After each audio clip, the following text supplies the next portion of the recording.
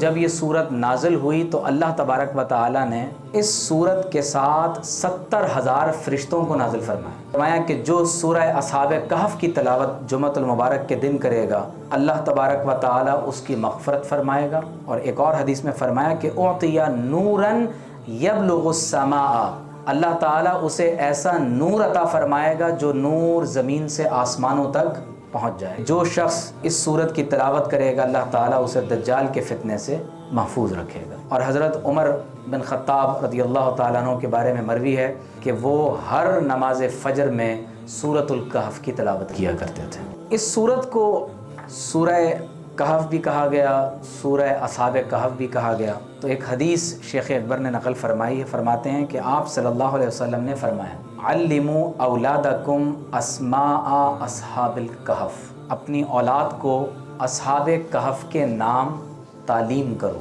بتایا یہ جا رہا ہے کہ وہ نوجوان جو اپنے ایمان کی سلامتی کے لیے ایک بادشاہ سے بچ کر پہاڑوں میں پناہ لے لیتے ہیں، تو بالخصوص قرب قیامت میں یہ صورت نوجوانوں کو تو بہت زیادہ مدد دینے والی ہے۔ فَإِنَّهَا لَوْ كُتِبَتْ عَلَى بَابِ دَارٍ، اگر یہ اسماء کسی گھر کے دروازے پر لکھ دیے جائیں، فرمایا اس گھر میں آگ نہیں لگے گی۔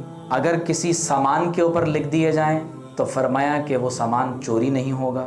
کسی سواری پر لکھ دیے جائیں تو وہ سمندر میں غرق نہیں ہوگا۔ قرآن مجید کو آپ صلی اللہ علیہ وسلم کی حیات طیبہ میں ہی مکمل لکھا گیا، اور آپ صلی اللہ علیہ وسلم نے اسے سطور یعنی تحریر میں اور صدور یعنی سینوں میں، صدور اور سطور دونوں میں خود جمع فرما دیا تھا۔ تو امام راضی فرماتے ہیں کہ اشارۃ الی کونہ کاملا فی ذاتہ، یہ اس بات کی دلیل ہے کہ یہ کتاب اپنی ذات میں کامل ہے، اس میں کسی قسم کی کوئی کمی نہیں۔ اور جب اللہ نے فرمایا کہ یہ قیم ہے تو اس کا مطلب یہ ہے کہ مکملا لغیرہ، کہ جو چیز قرآن سے منسلک ہو جائے گی یہ قرآن اس کو بھی کامل بنا دے گا۔